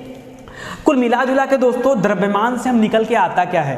दोस्तों द्रव्यमान के बारे घनत्व के बारे में निकल कर आता क्या है? तो घनत्व क्या होता है दोस्तों? सिंपल सी बात कर दूं, यहाँ पे लिख रहा हूं मैं, बहुत ध्यान सुनिएगा। घनत्व बराबर क्या होता है दोस्तों? घनत्व बराबर जो भी द्रव्यमान है, किसी भी वस्तु का जो द्रव्यमान है पूरे आयतन में कितना है, पूरे आयतन में वो कितना है। जैसे एक कमरे में अगर आप अकेले बैठकर पढ़ रहे हो तो उस पूरे कमरे का जो आयतन होगा उसमें आपका जो क्षेत्र, आपका जो आयतन है, आपका भी अपना आयतन होगा ना, ऐसा नहीं चिपटे हो, कुछ ना कुछ आयतन होगा ना। तो जो आपका आयतन है जो पूरे कमरे का आयतन है, इन दोनों का जो अनुपात होता है वही घनत्व कहलाता है। अगर इसी कमरे में 2 लोग आ जाएं, 4 लोग, 10, 20, 25, 30, 35, 40, तो आप क्या करोगे, आप कैसे रहोगे, तो इसका घनत्व क्या हो जाएगा, बढ़ जाएगा। ठीक है, तो याद रखिए घनत्व बराबर क्या होता है, द्रव्यमान बटा के आयतन। घनत्व बराबर क्या होता है, द्रव्यमान बटा के आयतन। अगर मैं आपसे पूछूं कि घनत्व की बीमा क्या होती है, तो दोस्तों मैंने आपसे बताया था कि द्रव्यमान को किससे इंडिकेट करते हैं, किलोग्राम से इंडिकेट करते हैं, इतना पता था आपको। और किलोग्राम की बीमा जो होती है उसको यम से इंडिकेट करते हैं। ठीक है, आयतन की बात करूं दोस्तों, तो आयतन को हम जो है मीटर क्यूब से इंडिकेट करते थे, याद है आपको, मीटर क्यूब से करते थे। और यहाँ पर अगर हमें आ जाए, ठीक है, तो इसको बोलेंगे यल की पावर 3 करेंगे, यल की पावर 3 करेंगे। और जब ये ऊपर जाएगा तो क्या हो जाएगा, यम यल की पावर -3, और बड़े वाले कोष्टक में रखेंगे। तो बताइए घनत्व की बीमा क्या हो जाएगी, यम यल की पावर -3। याद रखेंगे, ये जो माइनस की घात चढ़ती है या प्लस की जो घात चढ़ती है या जीरो जो घात होती है या एक जो घात होती है, यही क्या कहलाती है दोस्तों, ये जो घात होती है यही बीमा कहलाती है। ये क्या कहलाती है, बीमा कहलाती है। ध्यान से दीजिएगा, किसी भी जो हमारा ये फार्मूला है, फार्मूला मतलब ये जो प्रतीक चिन्ह है, इसमें जो घात लगी होती है वही उसकी बीमा कहलाती है। तो दोस्तों इस बात को याद रखें कि घनत्व बराबर क्या होता है, द्रव्यमान बटा के आयतन होता है। नहीं समझ में आएगा, अरे आगे अभी बहुत पढ़ना है यार, अभी आर्किमिडीज का सिद्धांत पढ़ाऊंगा, फिर यही सब पढ़ाऊंगा उठा के, काहे घबरा रहे हो। ठीक है, घबराइए मत, खाली सुनते चलिए। हम देखिए ये चैप्टर ऐसा नहीं कि खत्म होने वाला है। अरे यार ये तो मैं आपको इसलिए तथ्य से बता रहा हूं कि आप खुद जान जाओ इनके बारे में। ठीक है, पढ़े रहोगे, आगे बोलूंगा घनत्व, समझोगे घनत्व मतलब क्या होता है। ठीक है, चलिए अब एक कठिन चीज मैं और बताता हूं दोस्तों, संवेग क्या होता है, संवेग क्या होता है। ठीक है, संवेग को बोलते हैं दोस्तों मोमेंटम। क्या बोलते हैं, मोमेंटम। ठीक है, संवेग को, अच्छा कुछ लोग टाइम देख के पढ़ाई करते हैं, भैया निवेदन आपसे आप ना पढ़ें, हमारे ऊपर एहसान मत करें। हाँ, इतना ज़्यादा कर्जा कर देंगे हमारे ऊपर, हम कैसे जी पाएंगे, इतना भार हमारे ऊपर मत दीजिए। पढ़ा रहे हैं, पढ़ते चलिए। पता है कई लोगों को तो फ्री में अगर पढ़ाया जाए, मुझे तो लोग सजेस्ट करते हैं सर आप कुछ पैसा ले लिया करिए। जब आप कोई चीज़ फ्री में पढ़ाते हैं ना, लोग आपकी क्वालिटी को ही नहीं समझते हैं। सही बात है यार, मुझे भी लगता है, पढ़ो यार। बहुत सारे लोगों को कमेंट देखा तो लोग कह रहे हैं सर छोटी क्लास बनाइए, तो आपसे पूछ के थोड़ा क्लास बनाएंगे, मेरी जितनी मर्जी होगी उतनी क्लास बनाएंगे। आपको देखने को पड़ता है देखिए, नहीं देखने को पड़ता है छोड़ दीजिए, आपका फायदा यार, आप पढ़ने के लिए भी कंजूसी कर रहे हो यार। चलिए, जो अच्छे लोग उनकी बात नहीं कर रहा हूँ, जो अच्छे हैं वो हमारे एकदम सुपर डुपर हिट है। ठीक है, याद रखिए संवेग क्या होता है, मोमेंटम क्या होता है, मोमेंटम। बहुत ध्यान से सुनिएगा, और ये बहुत कुछ अभी पढ़ाना, अभी तो आपको घर्षण वगैरह के बारे में पढ़ाना है। चलिए इसी क्लास में पढ़ा देता हूँ, नहीं देखता हूँ जैसा होता है। मोमेंटम क्या होता है दोस्तों, हमने वेग पढ़ा, वेलोसिटी पढ़ा, विस्थापन में परिवर्तन की दर को वेलोसिटी बोलते हैं, वेग बोलते हैं। हमने त्वरण पढ़ा कि वेग में परिवर्तन की दर को त्वरण कहते हैं। अब हमारे सामने एक नया शब्द आ गया, संवेग। क्या आ गया है, संवेग, मोमेंटम। ये संवेग क्या होता है, चलिए एक एग्जांपल लेता हूं। एक आपके घर के सामने एक ट्रक खड़ा है। क्या खड़ा है, एक ट्रक खड़ा है। ठीक है, और आपको इस ट्रक को जो है अकेले जो है धक्का देना है ताकि ये ट्रक जो हिल जाए। तो आप अकेले उसके पीछे जाके जान लगा रहे हो। आप बताओ क्या आप अकेले इस ट्रक को हिला पाओगे? 10 चक्का ट्रक है, छोटी वाली ट्रक नहीं, बड़ी वाली ट्रक है, 10 चक्का ट्रक है, क्या आप अकेले इस ट्रक को हिला पाओगे? आप कहोगे नहीं सर, काहे मजाक कर रहे हैं, ट्रक नहीं हिल पाएगी। हमने कहा क्यों नहीं हिल पाएगी भाई, पक्का ट्रक नहीं हिल पाएगी? आपने कहा सर कंफर्म नहीं हिल पाएगी। हमने कहा बुलाओ जरा 10-15 लोगों को। तो आपने कहा अरे सर क्यों मजाक कर रहे हैं, 10-15 लोग आ जाएंगे तो ट्रक हिल ही जाएगी। ट्रक क्या था, तो ट्रेन भी हिल जाएगी। 100-200 लोग आ जाएंगे, 500-1000 लोग आ जाएंगे, ट्रेन भी हिला देंगे। हैं, तो कुल मिला जुला के कहने का मतलब क्या है कि अकेले व्यक्ति से ट्रक नहीं हिल पाएगी। क्यों? क्योंकि जो ट्रक है दोस्तों ये भारी है। क्या है, ट्रक जो है वो भारी है, और भारी सामान को हिलाने के लिए आपको ताकत की जरूरत पड़ेगी। वो भी कितने ताकत की, बहुत ताकत की जरूरत पड़ेगी। वो तो डिपेंड करता है कि वस्तु कितना भारी है। वस्तु छोटी गाड़ी होगी 2 लोग धक्का मार देंगे, बड़ी गाड़ी होगी 4 लोग चाहिए, 6 लोग, 10 लोग, 20 लोग, डिपेंड करता है कितना भारी चीज है। ठीक है, उसी हिसाब से आप धक्का लगाओगे, ताकत लगाओगे। चलो, तो मतलब आपके कहने का मतलब है दोस्तों कि कोई चीज अगर भारी होगा तो आपको बहुत ताकत लगाना पड़ेगा, यही ना? हमने कुछ अलग थोड़े बनाया रहे, हमने तो आपको पहले ही बताया दोस्तों कि फिजिक्स क्या होता है। अरे प्रकृति के मूलभूत नियमों की अभिव्यक्ति हम पढ़ते हैं खाली यहाँ पर, कि कैसे प्रकृति के नियम काम कर रहे हैं। हम कुछ आपको बता थोड़े रहे एक्स्ट्रा, हम तो वही कर रहे हैं जो होता है प्रकृति में। जाहिर सी बात है, कोई भारी चीज है उसको हिलाना है, बहुत ताकत चाहिए। अब बहुत ताकत आएगा कहाँ से, हमारे अंदर तो आएगा नहीं, हम भीम तो है नहीं। कि हमारे अंदर जो है 10,000 हाथियों का बल हो, हाँ बुला लेंगे 10-20 लोगों को, उनसे हिलवा लेंगे, हाँ यही काम करेंगे। चलो एक छोटी सी चीज़ की बात कर लें दोस्तों, एक बंदूक है, एक जो है बंदूक है, ठीक है, चलिए एक बंदूक है दोस्तों, और इस बंदूक से एक गोली निकलती है, छोटी सी गोली, एक छोटी सी गोली निकलती है, ठीक है, ठीक है। तो ये जो गोली निकलती है, क्या आप इसको रोक पाओगे? क्या आप इस गोली को रोक सकते हो?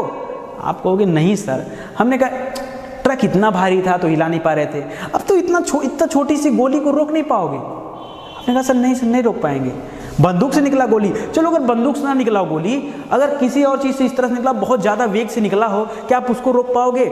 आप कहोगे नहीं, अरे इस गोली से आपको चोट लग जाएगा, इस गोली से अगर रोकने की कोशिश करोगे तो हाथ से रोकोगे छेद के निकल जाएगी।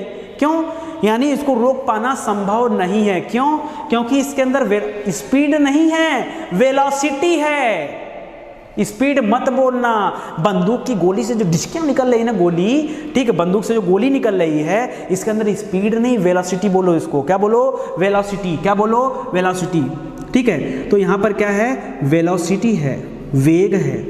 गोली में क्या है? स्पीड नहीं है, गोली में क्या है? वेग है।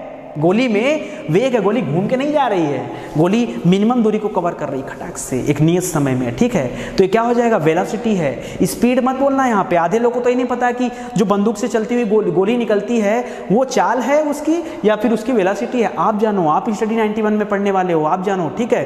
तो याद रखना ये वेलोसिटी है, ठीक है। चलिए आपका उत्तर आ गया निकल के, संवेग क्या होता है? आ गया। इन्हीं दोनों को जोड़ दो, इन्हीं दोनों को जो है ला के एक पास रख दो, यही संवेग है। क्या मतलब सर? पहली बात तो याद रखो, संवेग को P से इंडिकेट करते हैं। संवेग को कैसे इंडिकेट करते हैं? कैपिटल P से इंडिकेट किया जाता है। और संवेग बराबर क्या होता है? तो संवेग बराबर होता है मास इनटू वेलोसिटी, यानी किसी भी वस्तु का द्रव्यमान गुणे वेग। जब द्रव्यमान और वेग का गुणा करते हैं तो क्या निकल के आता है? आपका समवेग निकल के आता है। मैंने क्या कहा? जब द्रव्यमान और वेग का गुणा करते हैं तो क्या निकल के आता है? समवेग निकल के आता है, ठीक है, याद रहेगा आपको।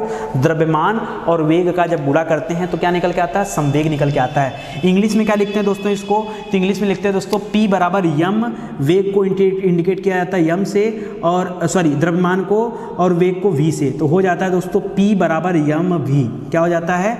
P बराबर यम V, यही होता है संवेग, ठीक है। अच्छा चलो इसकी भी बीमा, इसका बीमा कर देते हैं, ठीक है, जीवन बीमा इसका भी कर देते हैं। इसका बीमा कैसे करोगे दोस्तों? द्रव्यमान जो मास होता है, द्रव्यमान को आप किससे इंडिकेट करते हो? kg से इंडिकेट करते हो, लेकिन इंडिकेट करने के साथ साथ इसको लिखते कैसे हैं? तो यम से लिखा जाता है, ठीक है। अच्छा वेग मतलब होता है दोस्तों, वेग मतलब क्या होता है? वेग मतलब विस्थापन में परिवर्तन की दर को क्या बोलते हैं? वेग बोलते हैं। तो आपको पता होगा वेग का जो फार्मूला था, मैंने कल ही बताया था, LT-1 होता है। क्या होता है? LT-1 होता है, ठीक है। तो जब दोनों को ऐड कर दोगे तो क्या हो जाएगा? यम LT-1। क्या हो जाएगा? दोनों एक साथ लिख दोगे तो क्या हो जाएगा? यम LT⁻⁻1। इसको बड़े ब्रैकेट में लिखना, किसमें? बड़े ब्रैकेट में, यही आपका उत्तर हो जाएगा। मतलब संवेग की बीमीय सूत्र क्या होता है? यम LT-1। कोई दिक्कत आपको समझ में आ गया ना? चलिए अगर समझ में आ गया तो अब हम लोग बढ़ते हैं और घर्षण के बारे में आपको बताता हूं कि घर्षण क्या होता है। सिंपल चीज है, अगर पढ़ोगे मन से तो आएगा भी अच्छे से, ठीक है। हाँ संवेग वाला थोड़ा लोग भूल जाते हैं जरूर, ठीक है। संवेग तो याद रखें ना, समवेग उसका नाम ही क्या है? संवेग मतलब वेग के साथ, वेग के साथ क्या? द्रव्यमान। वेग के साथ क्या? द्रव्यमान। समवेग, जब वेग के साथ द्रव्यमान का गुणा कर दोगे तो क्या निकल के आ जाएगा? आपका समवेग निकल के आ जाएगा। याद करो इस तरह से, ठीक है। चलो आगे देखते हैं। अब हमको पढ़ने जा रहे हैं दोस्तों घर्षण के बारे में कि घर्षण क्या होता है, ठीक है। घर्षण को दोस्तों इंग्लिश में बोलते हैं फ्रिक्शन। क्या बोलते हैं? फ्रिक्शन बोलते हैं, फ्रिक्शन, ठीक है, फ्रिक्शन।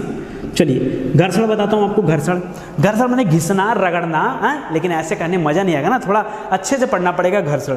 देखो दोस्तों क्या होता है ना कि अगर एक प्रकार घर्षण क्या है ना, पहले घर्षण के बारे में एक दो लाइन जान लो कि घर्षण क्या होता है? एक तरह का विरोधी बल होता है। घर्षण क्या होता है? घर्षण एक प्रकार का विरोधी बल होता है। विरोधी बल माने क्या होता है? जो विरोध करता है, जो हमेशा, मतलब ये ऐसा बल होता है जो किसी वस्तु के गति का विरोध करता है। किसका विरोध करता है? विरोध भी किसका करेगा? किसी भी वस्तु के गति का विरोध करता है। याद रखिए किसका? गति का विरोध करता है। इसके अलावा दो वस्तुएं यदि आपस में संपर्क में आए, जैसे अगर मैं कह दूं आपसे यहां पर एक टेबल है, ठीक है, यहाँ पर क्या है, एक टेबल है, मान लीजिए। टेबल भी नहीं बनाने आ रहा है, भूल जाते हैं यार टेबल कैसे बनता है। चलो बना दे रहे ना, कुछ लोग कहेंगे सर मजाक कर रहे हैं, आपको टेबल बनाने नहीं आता है। चलो एक टेबल है, इस पे हमने क्या कर दिया, एक गोला रख दिया। तो देखिए मैं आपको क्या बता रहा हूँ कि जब दो वस्तुएं, मतलब ये गोला और एक टेबल, ये गोला और एक टेबल, जब दो वस्तुएं आपस में संपर्क में आती हैं तो उनके संपर्क पृष्ठ पर भी एक बल काम करता है। जो कौन सा बल होता है, यही घर्षण बल होता है। मतलब अगर ये मार्कर मैंने अपने इस हाथ पे रखा दोस्तों, हथेली पे, तो यहाँ और इस मार्कर और हथेली के बीच में एक बल काम कर रहा है। वो कौन सा बल है, घर्षण बल है, याद रखिए। ठीक है, देखिए और बताता हूँ आपको। और इसके अलावा याद रखिए कि वस्तु के द्रव्यमान के कारण, ये जो वस्तु यहाँ पे रखे हो आप, इसके द्रव्यमान के कारण कैसे लगता है, ये भी सुन लीजिए। घर्षण कर रहा है, इसके द्रव्यमान के कारण मेज पर जो फोर्स काम कर रहा है, किसके वजह से काम कर रहा है, इसके द्रव्यमान की वजह से काम कर रहा है। यहां पर क्या है, द्रव्यमान है। ठीक है, तो उस वजह से मेज पर ये फोर्स काम कर रहा है। तो यहां पर एक फार्मूला निकल के आता है हमारे लिए, F बराबर mg। क्या निकल के आता है, F बराबर mg, F बराबर mg। ठीक है, अब आगे डिस्क्राइब करता हूं भी F बराबर mg क्या होता है। देखिए पर अब इसके परिणाम स्वरूप ये जो द्रव्यमान पड़ रहा है इस मेज के ऊपर, इसके परिणाम स्वरूप यहाँ पे घर्षण बल काम कर रहा है। यानी कि जब इसका बल इस पे लगेगा दोस्तों, मेज के ऊपर लगेगा, तो जो मेज है, मेज भी वस्तु पर प्रतिक्रिया के रूप में उतना ही बल लगाती है। हमने इस पे बल लगाया, नीचे से जो भी वस्तु रहेगी, चाहे मेज है, वो ऊपर की तरफ बल लगाएगा। मतलब मार्कर अगर मैंने इस पे रखा तो मार्कर हमारे हाथ पे बल लगा रहा है, तभी हमको उसका भार महसूस हो रहा है। ठीक है, और हमारा हाथ उस मार्कर पे बल लगा रहा है, नहीं तो लेके गिर जाते। समझ में आ रहा है। ठीक है, तो क्या होता, वो उसके विपरीत बल लगा रहा है। ठीक है, तो ध्यान याद रखिए कि जो भी दो चीज आपस में संपर्क में आएंगे, उन दोनों में बल काम करता है और इन्हीं के बीच में आपका घर्षण भी छिपा होता है। ठीक है, तो याद रखिए जिसको उस गुरुत्वीय बल को हमेशा किससे इंडिकेट करते हैं, वो जो गुरुत्वीय बल को इंडिकेट किया जाता है, इन दोनों के बीच में जो गुरुत्वीय बल होता है उसी को इंडिकेट करते हैं F बराबर mg से। ठीक है, गुरुत्वीय बल कहिए और या उसको और अभिकेंद्रीय बल भी कर सकते हो। तो जो ऊपर से काम कर रहा है, नीचे की तरफ खींच रहा है, एक गुरुत्वीय बल और उसी पे एक अभिकेंद्रीय बल, ठीक है, वापस भेज रहा है। ठीक है, तो इन दोनों के बीच में ये कुल मिला जुला कर क्या हो जाता है, घर्षण हो जाता है। अच्छा, अब मैं एक चीज़ आपको यहाँ पे थोड़ा सा कंफ्यूजन आपका दूर करता हूँ। अभी आपके मन में बहुत सारे सवाल उठ रहे होंगे। ठीक है, उन सारे सवालों को भी मैं खुद बताऊंगा कि आपके मन में क्या सवाल है और उसका सलूशन भी, समाधान भी खुद दूंगा। देखिए अगर मैं आपसे कहूँ कि कोई भी वस्तु विरामावस्था में है, ठीक है, देखिए नहीं सॉरी ऐसे मत चलिए, पहले इसी को देख लीजिए, पहले इस कॉन्सेप्ट को देख लीजिए, नहीं तो फिर आप गड़बड़ कर दोगे। ये मान लो आपकी टेबल थी, ठीक है, इस टेबल पर आपने क्या रख दिया, क्या रख दिया, क्या रख दिया, एक कंप्यूटर रख दिया। क्या रख दिया, एक कंप्यूटर रख दिया। ठीक है, एक कंप्यूटर रख दिया। अब ये कंप्यूटर क्या करेगा, इस टेबल के ऊपर बल लगाएगा, ये टेबल इस कंप्यूटर के ऊपर बल लगाएगा, दोनों एक दूसरे के ऊपर बल लगाएंगे। इसी की वजह से दोस्तों ये कंप्यूटर इस टेबल पे खड़ा है। आपने कहा सर फिर से बताइए, मैंने कहा खड़े हो जाओ, तुरंत खड़े हो जाओ। आप खड़े हो गए सीधा सावधान मुद्रा में। आप खड़े हो पता कैसे, आपका जो द्रव्यमान है, आपका जो भार है, ये धरती पे वजन लगा रहा है और इतना ही बल धरती क्या कर रही है, वापस आप पर लगा रही है।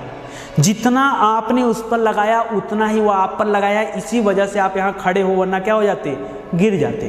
तो जहाँ घर्षण नहीं काम करता है वहाँ आप खड़े नहीं रह सकते। आप कहोगे सर घर्षण जहाँ नहीं रहेगा वहाँ आप खड़े नहीं रह सकते। हाँ, बर्फ होता है ना, बर्फ, जहाँ बर्फ पूरा गिरा रहता है वहाँ पे जाओ, वहाँ पे आप चल नहीं पाते, जैसे चलते हो फिसल के गिर जाते हो। कहीं तेल गिर जाता है तो आप उस पर चलते हो तो फिसल के गिर जाते हो। कैसे होता है, क्योंकि वहाँ पर घर्षण नहीं काम कर पाता है, और जब घर्षण नहीं काम करेगा तो आप क्या करोगे, गिर जाओगे। तो मैं यही बताना चाह रहा हूँ कि अगर दो स्थिर चीज़ों पर बल लगता है तो दोनों के बीच की जो वो होती है, गति होती है, वो शून्य हो जाती है। मतलब वो वस्तु इसी वजह से विरामावस्था में वहीं पड़ी है। आपने कोई सामान जहाँ रख दिया वो सामान वहीं पड़ा है, क्योंकि वो सामान उस जगह पे बल लगा रहा है और नीचे से वो जो जगह है उस सामान पर बल लगा रही है, दोनों एक दूसरे से जुड़े ऐसे पड़े हैं। ठीक है, अदरवाइज क्या होता, घूमता रहता, घूमता रहता। ठीक है, तो ये बात याद रखिए। दूसरी बात, अगर हम बात करें घर्षण की, तो घर्षण दो तरह के होते हैं दोस्तों, घर्षण दो तरह के होते हैं। एक आपका स्थैतिक होता है, एक आपका जो होता है गतिज होता है। स्थैतिक घर्षण और गतिज घर्षण, स्थैतिक घर्षण और गतिज घर्षण, ये दो तरह के घर्षण होते हैं। स्थैतिज को बोलते हैं दोस्तों स्टैटिक, क्या बोलते हैं इंग्लिश में, स्टैटिक फ्रैक्शन बोलते हैं, ठीक है। और गतिज को काइनेटिक बोलते हैं, क्या बोलते हैं, काइनेटिक, काइनेटिक फ्रैक्शन, ठीक है, फ्रिक्शन। तो स्थैतिक घर्षण और गतिज घर्षण ये दोनों क्या होते हैं। स्थैतिक मतलब जैसे, चलिए वही ट्रक वाला एग्जांपल ले लेते हैं ताकि आपको याद हो जाए, ठीक है। ये ट्रक खड़ी थी, ठीक है, आप इस पे जो धक्का लगा रहे हो, तो आपके अकेले धक्का लगाने से ये ट्रक हिल थोड़े जाएगी, वो उसी जगह पे लगी रहेगी। क्यों नहीं हिल रही भाई, आपने उसमें बल तो लगाया, यानी आपने जो बाह्य बल लगाया, इस व्यक्ति के द्वारा जो बाह्य बल लगाया गया किसी भी वस्तु पर, वो बल जो है इस घर्षण, अच्छा देखिए ये ट्रक यहाँ पे खड़ी है तो जमीन पे जो है इसका भी प्रेशर पड़ रहा है, प्रेशर पड़ रहा होगा, ठीक है, और जमीन का प्रेशर वापस भी इस पे पड़ रहा होगा विपरीत दिशा में। इसी वजह से एकदम जो है एक जगह पर जो है स्थिर है, ठीक है। आप बल लगा रहे हो कि वो खिसक जाए, आप बल लगा रहे हो कि ट्रक खिसक जाए, लेकिन आपका बल इस बीच में जो घर्षण लग रहा है उससे कम है, और जब तक ये उससे कम रहेगा तब तक वस्तु गति नहीं कर सकती। मतलब अगर बाह्य बल लगे और वस्तु गति ना करे तो आप यही मान के चलोगे फिजिक्स में कि आपने कोई बल ही नहीं लगाया, यही मान लिया जाएगा कि आपने कोई बल नहीं लगाया। बल लगाया तो गति होनी चाहिए, अगर गति नहीं हुई तो आपने कोई बल नहीं लगाया है, भले आपने खर्चा कर दिया। आप बोल रहे हो ना फिजिक्स में उसको जो है बल माना ही नहीं जाता, तो अगर आपने बल लगाया तो खिसकना चाहिए। अब गतिज में क्या होता है, देखो अगर खिसक गया, अगर हमने क्या किया, हमने धीरे धीरे बल बढ़ा दिया, ठीक है, यहाँ पे जो है 10-15 लोगों को ला खड़ा कर दिया और सब लोग मिल के धक्का मारे, उसके बाद ये क्या हुआ, खिसक गया। मतलब ये जो बीच में घर्षण बल काम कर रहा था, इससे ज़्यादा फोर्स हमने लगा दिया, इससे ज़्यादा बाह्य बल लगा दिया, इसमें गति होने लगा। अब इसमें क्या होगा, जब चीज़ें गतिज अवस्था में होती हैं तो भी घर्षण बल काम करता है, यही तो जानने वाली बात है, तो भी घर्षण बल काम करता है। तो याद रखिए, आगे हम लोग और डिटेल में पढ़ेंगे इसको। अगर इतना समझ में आ गया हो तो आगे मैं कुछ और बता दूं आपको। चलिए आगे बढ़ते हैं। अब मैं बताता हूं दोस्तों आपको बल के बारे में कि बल क्या होता है, फोर्स क्या होता है, ठीक है। तो यहाँ पे देखिए गतिज घर्षण लग रहा था, ठीक है, गतिज घर्षण काइनेटिक फ्रिक्शन लग रहा था, ठीक है। आगे के चैप्टर में दोस्तों इन सभी का इस्तेमाल होगा, बहुत डिटेल में हम लोग पढ़ेंगे और इन सभी के बारे में, अभी तो बस शुरुआत हो रही है। चलिए अब अगला टॉपिक हमारा दोस्तों कि बल क्या होता है। बल को इंग्लिश में क्या बोलते हैं, फोर्स बोलते हैं। बल को इंग्लिश में क्या बोलते हैं, फोर्स बोलते हैं। जरा बताइए फोर्स होता क्या है, बल होता क्या है। तो बल वह कारक है जो किसी वस्तु की स्थिति में परिवर्तन ला देता है। बल क्या है, वह कारक है। मैंने ये एक जो है इंक का बॉक्स लिया और इसको मारा और ये चला गया। मैंने क्या लगाया, मैंने इस पे बल लगाया, मैंने इस पे बल लगाया और ये क्या हो गया, दूर। बस यही बल है। सुनो ध्यान से, किसी बल क्या होता है, बल वह कारक है, परिभाषित कर रहा हूं इसको, बल वह कारक है, बल वह कारक है जो किसी वस्तु की स्थिति में, जो किसी वस्तु की स्थिति में परिवर्तन ला दे। स्थिति में क्या ला दे, परिवर्तन ला दे, उसी को क्या कहा जाता है, बल। तो अगर आपने परिवर्तन लाया तब तो माना जाएगा कि बल लगाया, और अगर परिवर्तन नहीं हुआ, मैं इस दीवार को धक्का दे रहा हूं, जाओ भैया जाओ, दीवार क्यों टूट के गिरेगी, हमने कोई बल ही नहीं लगाया। फिजिक्स यही कहती है, आपने कोई बल नहीं लगाया, आपने बल लगाया तो कार्य होना चाहिए, ठीक है, ये परिवर्तन होना चाहिए। तो याद रखिए कि बल वह कारक है जो किसी वस्तु की स्थिति में परिवर्तन ला देती है, ठीक है। अच्छा एक चीज और याद रखिए, यदि कोई वस्तु विरामावस्था में है, यदि कोई वस्तु विरामा मतलब ये जगह स्थिर है, विरामावस्था में है, ठीक है, तो भी उस पर बल काम करता है। अगर कोई वस्तु चल रही है तो भी उसमें बल काम करता है। अगर मतलब खड़ी है तो भी बल लग रहा है, और गति अवस्था में है तो भी बल लग रहा है, ठीक है। और इसीलिए दोस्तों आप पढ़ोगे न्यूटन के जो है नियम पढ़ोगे तो उसमें आपको गति का नियम पढ़ाया जाएगा, ठीक है, गति विषय का प्रथम नियम, द्वितीय नियम, तृतीय नियम। तो वहाँ पे हम लोग और डिटेल में इसके बारे में बात करेंगे। फिलहाल के लिए याद रखिए कि फोर्स बराबर क्या होता है, तो फोर्स बराबर होता है मास इंटू एक्सक्लेरेशन, ठीक है। यानी क्या होता है, द्रव्यमान गुणे त्वरण, द्रव्यमान गुणे त्वरण, द्रव्यमान गुणित त्वरण। त्वरण मतलब क्या होता है, तो वह मतलब वेग में परिवर्तन की दर क्या कहलाती है, त्वरण कहलाती है। और द्रव्यमान, जब इन सबको ऐड कर मल्टीप्लाई कर देंगे तो क्या निकल के आ जाएगा, आपका फोर्स निकल करके आ जाता है। ठीक है, क्या आ जाता है, फोर्स आ जाता है। चलिए एक चीज और याद रखिए। अच्छा, इस तरफ है दोस्तों, अगर हम बात करें तो अगर कोई भी गतिशील वस्तु है उस पर अगर विपरीत दिशा में बल लगाया जाए तो क्या होगा, जैसे कोई पत्थर इधर ढलक के आ रहा है, नीचे की तरफ आ रहा है, ठीक है, और आप जो है यहाँ खड़े होकर यहाँ पे इसको रोक दिए, ठीक है, बाहुबली बन के इसको क्या कर दिए, रोक दिए, तो विपरीत दिशा में अगर बल लगाओगे तो क्या हो जाएगा, वहीं पे रुक जाएगा। मतलब अगर किसी भी वस्तु में विपरीत दिशा में बल लगाओगे वहाँ पे रुकेगा। अगर आपका बल ज़्यादा है तो, नहीं तो आपको क्या करेगा, आपके ऊपर से कूद के चला जाएगा। ठीक है, तो ये होता है। अब इसके बाद चलिए पढ़ लीजिए दोस्तों, कार्य क्या होता है। आखिरी टॉपिक है, यहीं पे हमारा चैप्टर समाप्त हो जाएगा और बाकी की क्लास हम जो है नेक्स्ट वीडियो में कंप्लीट करेंगे। ठीक है, समझ में आ रहा होगा तो बहुत बढ़िया है, नहीं समझ में आ रहा होगा तो 3-4 बार देखिए, क्योंकि फिजिक्स ऐसा विषय है जो आसानी से समझ में आता नहीं है, और अगर इतना आसानी से समझाने पर नहीं आ रहा तो जान लो अब जिंदगी में कभी नहीं समझ पाओगे, अलविदा बोल के चले जाओ। ठीक है, अब देखिए कार्य क्या होता है। कार्य को बोलते हैं दोस्तों इंग्लिश में वर्क, सबको पता है। कार्य को क्या बोलते हैं, वर्क बोला जाता है। बताइए कार्य क्या होता है। कार्य देखिए, जब बल लगाने पर बल की दिशा में विस्थापन होता है उसे ही कार्य कहते हैं। मैंने क्या बोला, जब बल लगाने पर, किसी भी वस्तु पर आप बल लगाओ और बल की दिशा में ही विस्थापन हो। मैंने क्या किया, मैंने बॉक्स उठाया, ये माचिस उठाया, इसको अपने हाथ पे रखा, उधर साइड बल लगाया और ये उधर चला गया, ये उधर चला गया, तो ये जो विस्थापित हो गया, ये जो विस्थापन हो रहा है, ठीक है, यदि विस्थापन शून्य हो जाता है तो कार्य नहीं माना जाएगा, और विस्थापन होना चाहिए। यहीं खड़ा है, मैं मार रहा हूँ, खिसकी नहीं रहा है। अगर विस्थापन, इसने अपने जगह को छोड़ा नहीं, कहीं गया नहीं, तो विस्थापन नहीं हुआ। अगर विस्थापन शून्य है तो कार्य भी क्या माना जाएगा, शून्य माना जाएगा। यानी कुल मिला जुला कर कार्य होता क्या है, तो बल की दिशा में विस्थापन ही क्या कहलाता है, बल की दिशा में विस्थापन, बल की दिशा में विस्थापन ही क्या कहलाता है दोस्तों, कार्य कहलाता है। क्या कहलाता है, कार्य। और कार्य होना चाहिए, मतलब विस्थापन होना चाहिए। अगर विस्थापन नहीं हुआ तो कार्य भी क्या माना जाएगा, शून्य माना जाएगा। और एक बात तो आप जानते ही होंगे कि जितना अधिक बल लगेगा, मैं और तेज मार दूं इसको, धड़ाम में बहुत दूर चला जाएगा, धीरे से मारूंगा तो कम जाएगा। यानी जितना ज़्यादा बल लगेगा विस्थापन भी उतना ज़्यादा होगा। यानी जितना ज़्यादा बल लगेगा विस्थापन भी क्या होगा, उतना ज़्यादा होगा, और जितना कम बल लगेगा उतना कम विस्थापन होगा। तो जब बल ज़्यादा लगेगा तो विस्थापन ज़्यादा होगा, जब विस्थापन ज़्यादा होगा तो कार्य भी ज़्यादा होगा। तीनों चीज़ें हो गई।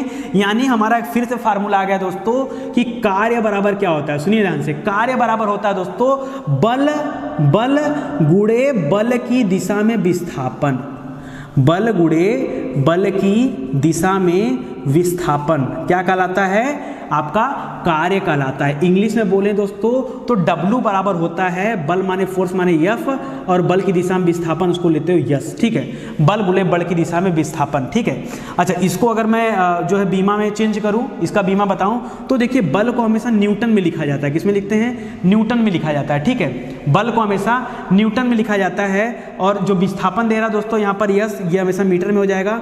तो न्यूटन मीटर क्या होता है, न्यूटन गुणे मीटर, न्यूटन मीटर। और न्यूटन मीटर को ही आप क्या बोलते हैं, न्यूटन मीटर को ही जूल कहा जाता है। क्या कहा जाता है, जूल नाम दिया जाता है। इसीलिए कार्य का मात्रक जो पढ़ते हो क्या होता है, या तो न्यूटन मीटर या तो जूल, एक ही बात है। न्यूटन मीटर ही जूल कहलाता है, न्यूटन मीटर ही क्या कहलाता है, जूल कहलाता है। ठीक है, अच्छा जो हम लोग बल वाला पढ़े थे, बल का भी जरा बता दीजिए। तो बल का फार्मूला क्या था दोस्तों, F बराबर ma था, मास इंटू एक्सेलरेशन था। ठीक है, F बराबर ma था, तो यहाँ पर क्या हो जाएगा, तो यहाँ पर जो m है, m मतलब मास हो जाएगा। ठीक है, m मतलब मास हो जाएगा, मास मतलब किलोग्राम हो जाएगा। किलोग्राम का गुणा करेंगे एक्सक्लेशन में, एक्सक्लेशन मतलब क्या होता है, मीटर प्रति सेकंड स्क्वायर, मीटर प्रति सेकंड स्क्वायर। अगर इसको हम बीमा में देखें तो mlt-2 हो जाएगा, इसको ले लेंगे बड़े कोष्ठक में, mlt-2, ये किसका हो जाता है, तो ये होता है बल का। क्या होता है, बल का। अच्छा एक बात और याद रखिए दोस्तों, ये जो दे रहा है कि किलोग्राम मीटर प्रति सेकंड स्क्वायर, किलोग्राम, फिर से लिख रहा हूं, किलोग्राम मीटर प्रति सेकंड स्क्वायर, ये जो लिखा है ना, इसी को न्यूटन कहा जाता है, इसी को न्यूटन कहा जाता है। और जब न्यूटन में मीटर फिर से आगे जुड़ जाता है तो इसको क्या कहा जाता है, जूल कहा जाता है। ठीक है, ये सब याद रखिए। इसके अलावा दोस्तों आगे एक और बात करना था, ऊर्जा क्या होता है, एनर्जी क्या होता है, वो भी सुन लीजिए। तो किसी वस्तु द्वारा कार्य करने की जो क्षमता होती है, किसी वस्तु द्वारा कार्य करने की जो क्षमता होती है वो ऊर्जा कहलाती है। जो वस्तु काम कर रहा है, हम नहीं, किसी वस्तु द्वारा कार्य करने की क्षमता जो होती है वो ऊर्जा कहलाती है। तो आगे दोस्तों जान दीजिए, आगे पढ़ेंगे हम लोग, जो है कई तरह की ऊर्जा होती है, स्थितिज ऊर्जा होती है, गतिज ऊर्जा होती है, कई तरह की होती है। तो आज का चैप्टर आपको अच्छा ही लगा होगा, मान के चल रहा हूँ। नहीं अच्छा लगा होगा तो प्लीज़ माफ़ कर दीजिएगा, ठीक है। और अच्छा लगा होगा तो प्लीज़ शेयर जरूर से करिएगा। एक चीज़ और दोस्तों कहना चाहूँगा कि बहुत मेहनत से पढ़ाया जा रहा है। किसी भी तरह का एडवर्टीजमेंट आता है, विनम्र निवेदन है आपसे, ठीक है, हाथ जोड़कर, कि एडवर्टीजमेंट को पूरा देखिएगा। उसी से मेरा जो है थोड़ा सा रोजी रोटी चलता है, ठीक है। और प्लीज़ आप उसको पूरा देखिएगा, बाकी शेयर करिएगा ताकि ज़्यादा से ज़्यादा भाई बंधु इसको देख पाएँ। और अच्छे से पढ़ाई करिएगा। फिजिक्स थोड़ा सा टफ जरूर है, लेकिन बहुत ही मज़ेदार विषय है। मैं खुद इसको आसान करके पढ़ा रहा हूँ ताकि आप जो है बेहतर ढंग से इसको समझ सकें। चलिए, बहुत बहुत धन्यवाद आपका। Thank you so much. Bye bye.